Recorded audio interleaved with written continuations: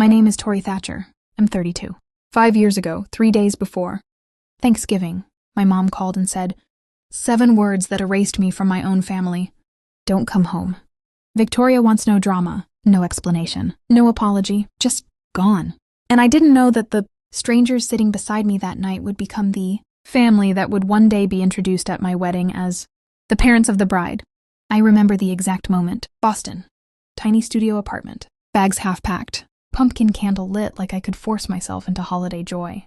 Hey, Mom, I answered, smiling. Her voice, flat, cold. Tori, don't come home this year. I actually laughed because it sounded too cruel to be real. What do you mean? Victoria doesn't want drama. She's pregnant again. She doesn't need stress. My fingers squeezed the phone. Drama? I haven't even spoken to her in months. And my mom said the line that hit harder than the rest. Exactly. Let's keep it that way. You know how you get. How I get? I didn't scream. I didn't cry. I just whispered, Mom, I already bought my ticket. Then get a refund. Click. That's the part people don't understand. It wasn't just one Thanksgiving. It was the final straw in a lifelong pattern where I was always the sacrifice. At 16, I planned a birthday party for months. That morning, Victoria cried because she failed a test. My party got canceled. My college graduation? Honors, first in the family. My parents showed up 2 hours late because Victoria had an appointment that couldn't be moved. Every time I tried to name it, I got the same labels.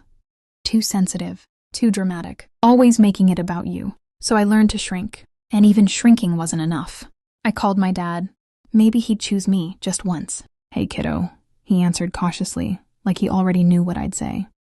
Did Mom tell you? A pause. TV noise in the background. Football, of course. She mentioned it. And you're okay with it? He sighed like I was an inconvenience. You know how your mother is. She's trying to keep the peace. By excluding me? It's not like that. Then what is it like, Dad? Do you want me there? Silence. Then he finally said it.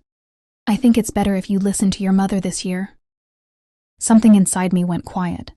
Not angry, not sad, just done. Thanksgiving arrived gray and cold. No texts, no calls, not even a happy Thanksgiving. I opened Instagram, my mistake. Victoria posted a photo, everyone around the table smiling.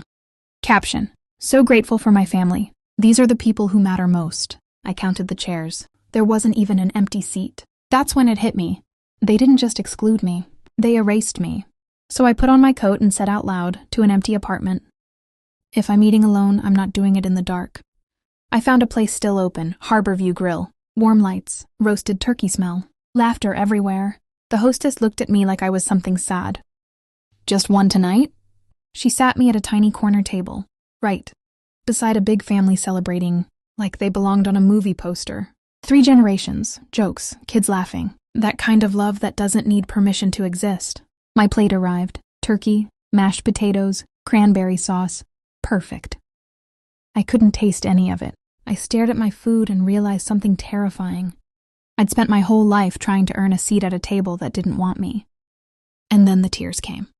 Quiet, embarrassing. I turned to the window, pressing my napkin to my eyes, trying to disappear the way I always did. And then I heard a gentle voice beside me. Sweetheart, are you okay? I looked up. It was the older woman from the family next to me. Silver hair, kind eyes, the kind of face that makes you feel safe. I'm fine, I lied. Allergies. She gave me a look, soft but knowing.